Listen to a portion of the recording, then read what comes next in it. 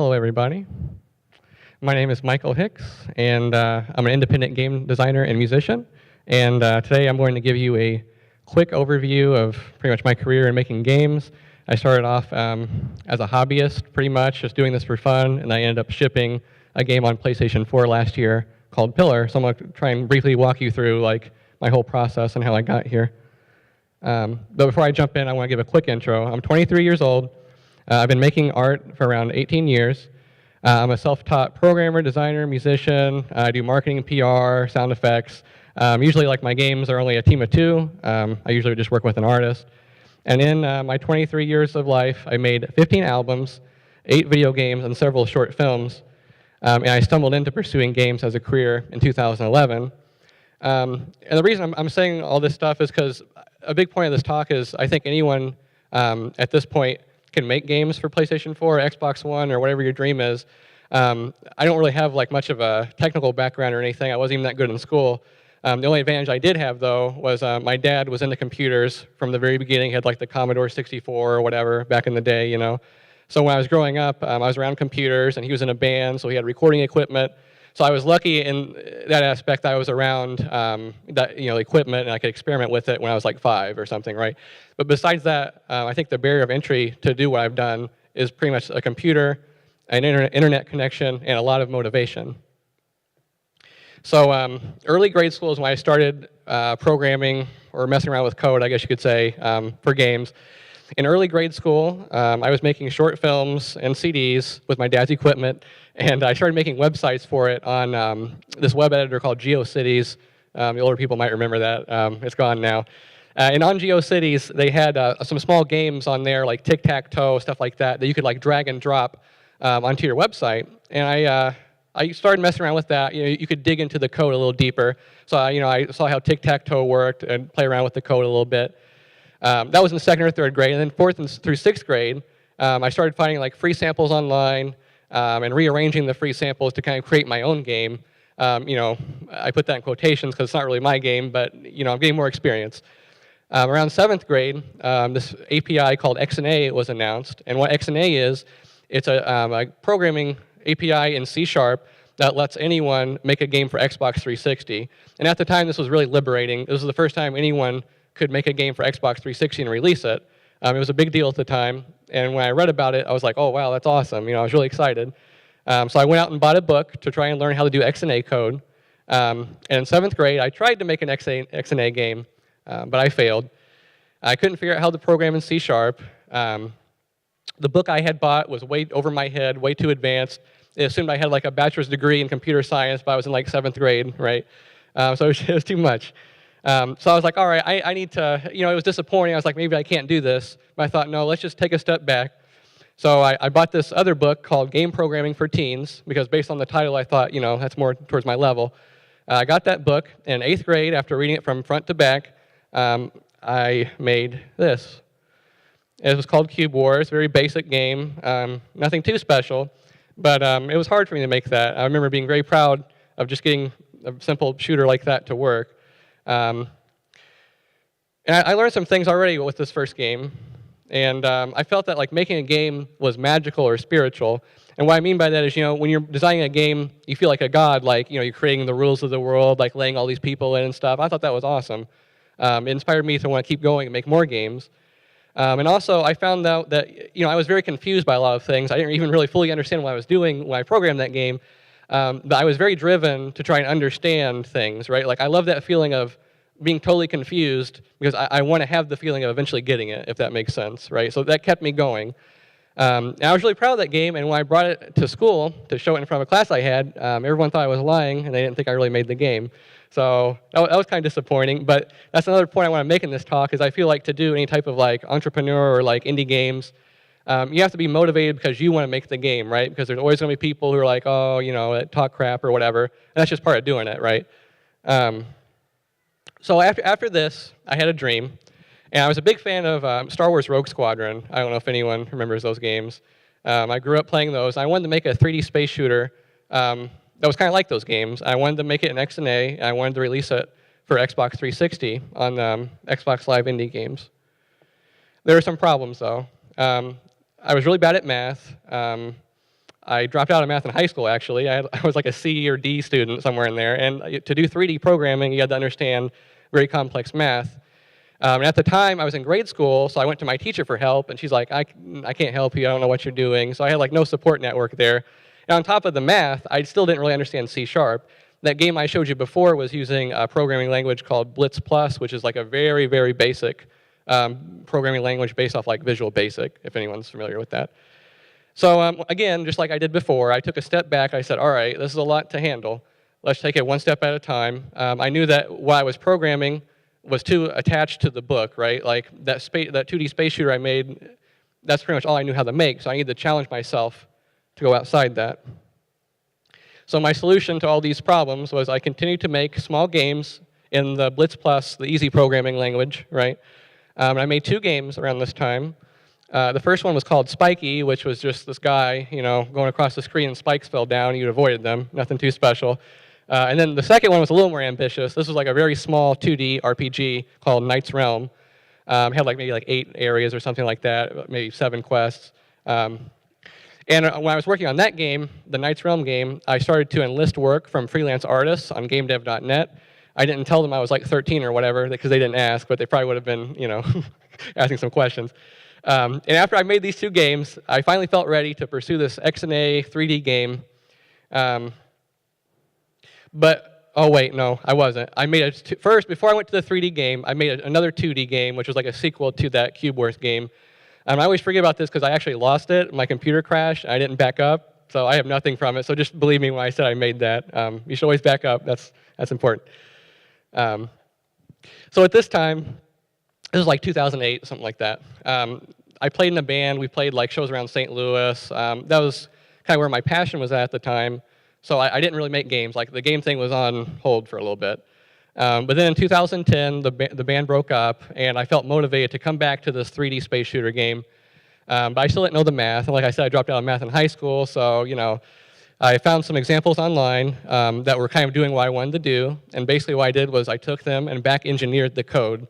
So I'd start the game up, see what it was doing in 3D space, stop the game, go to the code, and tweak little numbers, change the function a little bit, start it back up again, see what that did to change things.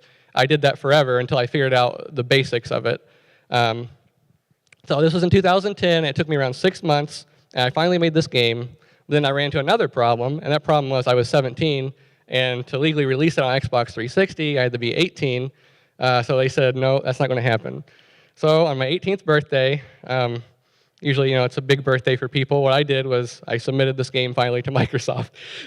So eventually it came out in 2011. This was it. It was called Honor and Vengeance, a little 3D space shooter. I didn't really expect anything when I put this game up on Xbox. I just wanted to do it because I was like, oh, it'd be cool to make an Xbox game. But then people started downloading it, around 6,000, which I didn't even expect that many. And people started emailing me, too. So before, I was just like a guy in my bedroom making games because I wanted to make it. No one really even knew I made games. And here was people emailing me. I did some local newspaper stuff.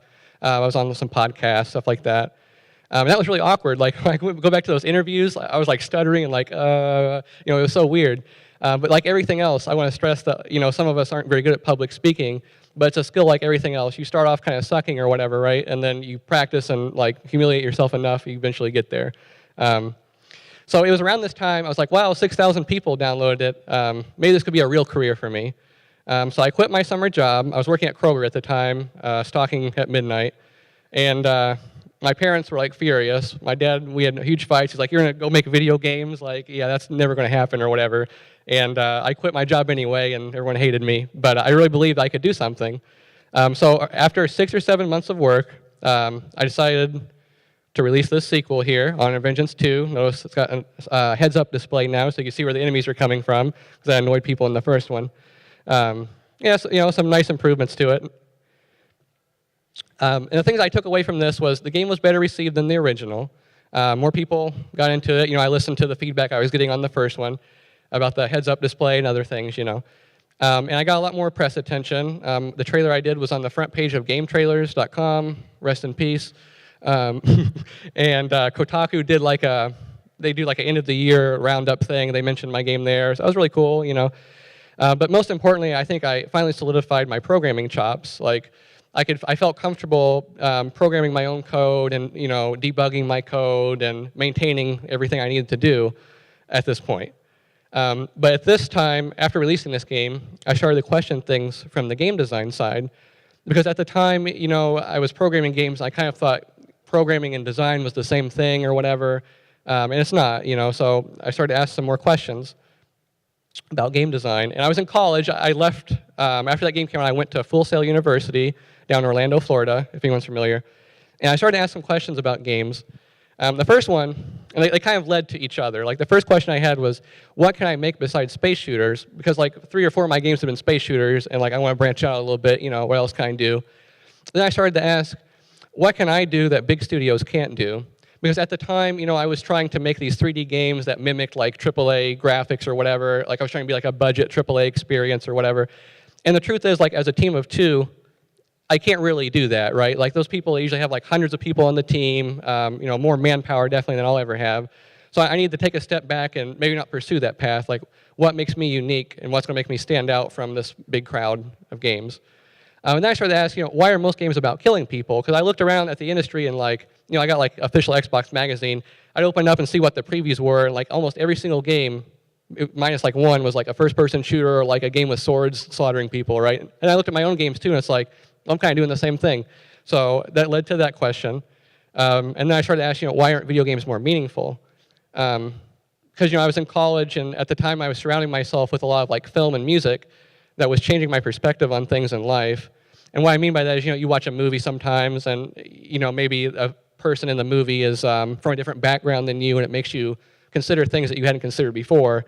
Meanwhile, I'm playing like Skyrim for 300 hours, grinding to get this piece of armor that does nothing really. You know what I mean?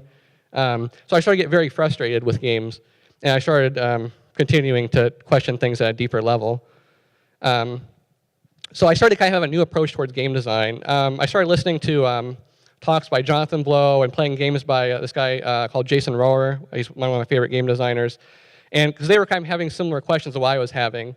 And they wanted to make games that were meaningful too, but find a way that's unique through the medium. Because I feel like a lot of times when we're making games, what we try to do is mimic film, right? Like, we have the gameplay mechanics, and then we have like a story on top that's like very thematic or like film-like, right? And that, to me, is not the strength of the medium. The strength of the medium is interactivity. So I wanted my game design, the actual mechanics, to be meaningful. And Jonathan Blow and Jason Rohrer, they were kind of exploring this too.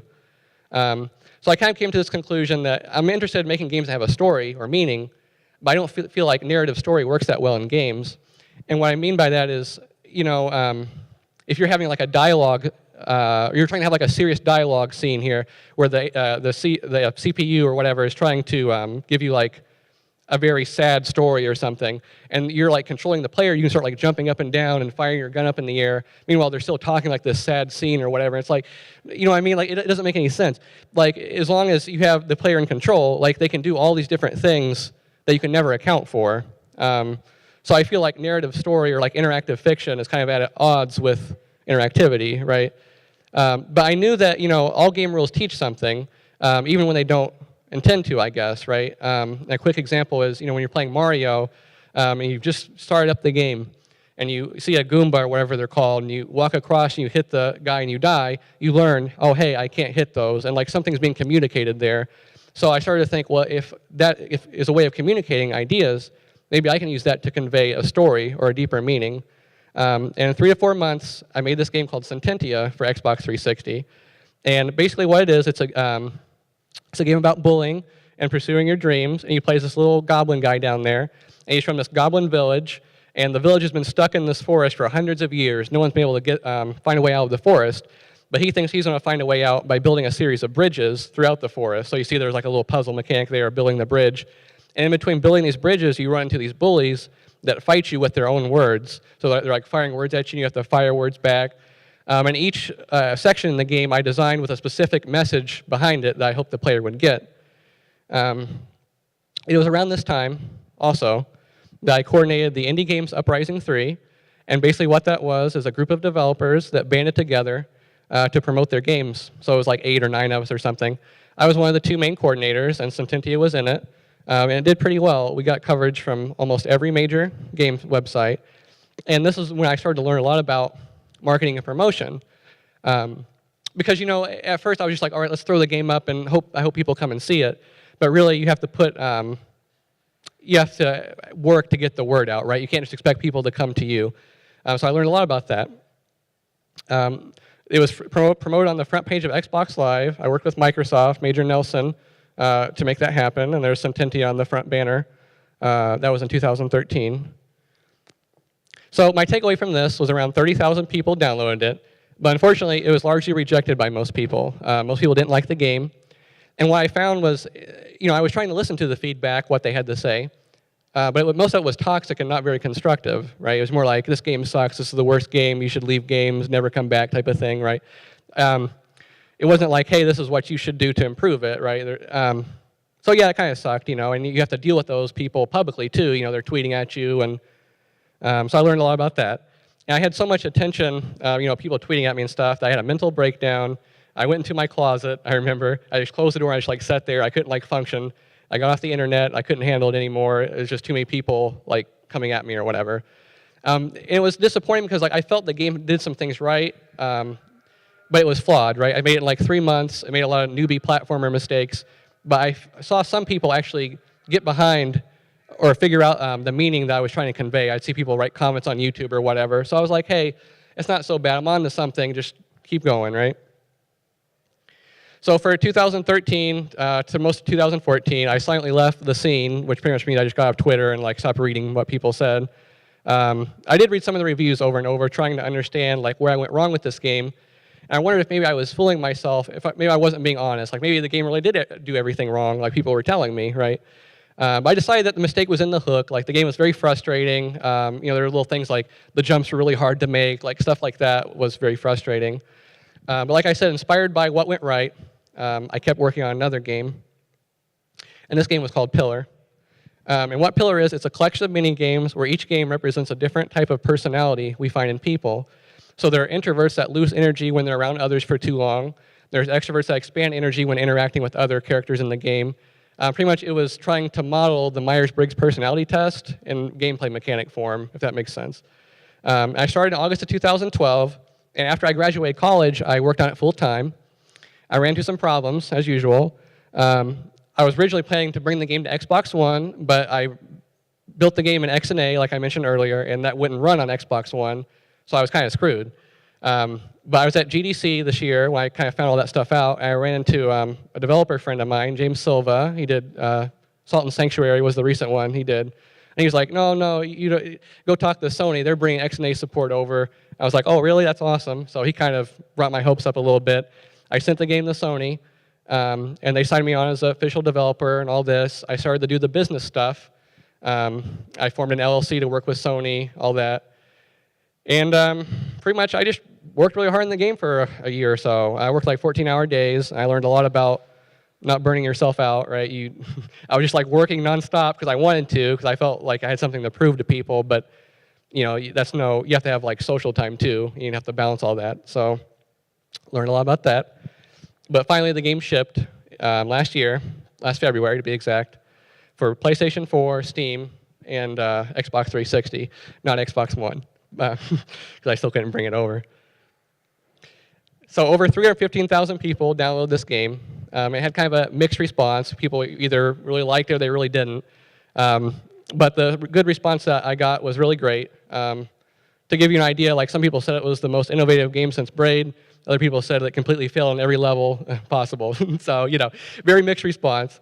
But it was featured in Game Informer as an example of innovation in games in the holiday 2014 issue.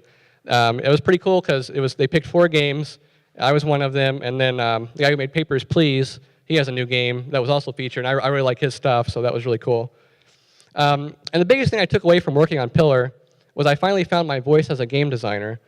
I just want to make the point, before I feel like I was mimicking a lot of stuff, and that's cool, right? Especially when you first start out, I think mimicking is a good way to learn. But ideally, I think you should be working towards finding your own voice as a game designer so you can stand out. For the more negative things I guess I took away is the game lacked a flow. I was so focused on oh, what's this game mechanic mean? What's this scene mean? All this internal communication stuff that I missed the bigger picture. And pretty much like the game is just like puzzle after puzzle after puzzle, and I think it would have been better if I would have had more of a flow to it, not just puzzle after puzzle. And like lastly, what I noticed is the people who seem to rave about the game, they always seem to have a philosophy background, and that's cool or whatever, but like I want my games to reach everybody and be more accessible than that. So that was something I wanted to take in for my future stuff. So that brings me up to this point. I'm working on last July, I started working on a remake of the Sententia game that I showed you. It's called The Adventures of Modus, and I actually have it in the demo room if you want to come play it. It's early, still kind of rough, not all the art is in and stuff, but you can play it. So now I want to kind of get to like the takeaway of my brief run through my story. The main reason I think I got here is I never expected anything in return. I just love making things to make them, right? I don't really, I'm doing this like full time to make money and stuff, right? But I don't really enjoy the releasing process. I'm in love with like creation, you know what I mean? And that's what kind of inspired me to keep going past all the negativity. I think that's what anyone has to have. If you start doing it for like external reasons like money or like, I hope I get a 100 on Metacritic or whatever, you're gonna be very disappointed really fast. And just in like the 5 or 6 years that I've been doing this, hardly no one is still here that I started making games with in 2011. Right? They've almost all left because they're disappointed because they didn't make any money, right? And also, very important, like I've said a few times, is I think it's important, especially now with so many games coming out, that you find your own voice, like what makes your game unique, what makes your game stand out from everybody else's. That's very important. And a lot of times when I give this talk or talk to people, they say something like, oh, I need to go to school to do this, or they come up with some excuse. I just want to stress that like online universities have their entire coursework online for free now. Some of them do. And there's communities of experts at places like the Unity forums, where if you have a question on programming or anything, these people will be more than happy to help you. So there is a free support network out there, right? You don't have to go to college or anything to do this. Anyone can do it, right? All you need is motivation and a passion. That's like the most important thing, so that's going to get you through all the rest of it. So real fast, I'm going to plug my stuff here. If you go to michaelarts.net, I actually have a recording of this talk with links to a bunch of tools like Unity. I don't know who I'm speaking to. Maybe some of you have no experience making games. If you're interested in making games, I have links on my website there of all these free tools. I have a list of press contacts you can email to get the word out about your game. I have a link to like thousands of YouTube emails for you to use. Right, there's a lot of good stuff there, so check it out. And also on my website, if you're interested in my work, you can join my newsletter. I only send like 2 emails a year when something comes out. So that's the best way to keep in touch. And of course, my Twitter is michaelartsgame. So we do have time for questions. I was hoping we did, if anyone has them. I know like I went through kind of a brief, like I said, I do game design, programming, audio. So if anyone has like specific questions in any specific field, feel free to ask. Yeah, thank you.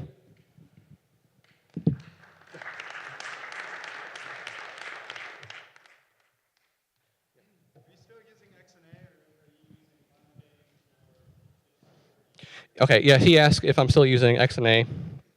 Yeah, I'm using Monogame, and recently they announced Xbox One support finally, and I'm kind of buddies with the main guy that does the Monogame stuff, and they actually have a new thing that they've written where Monogame XNA code will work on like any platform now, because what he's written is this thing that takes C# code and compiles it to C++, so he's got little stuff like running native.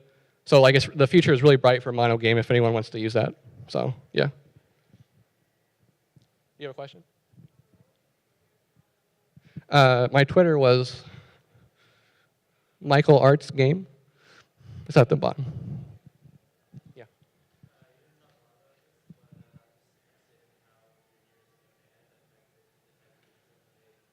Yeah, that's interesting. Yeah, so he asked the 2 years I played in a band, if that affected what I do now, and it did. Because I was self-producing the albums that we did, and writing a lot of songs. And so all those skills transferred over to doing game music. Especially because the music we were doing was kind of electronic based, so it transferred over very nicely. Yeah.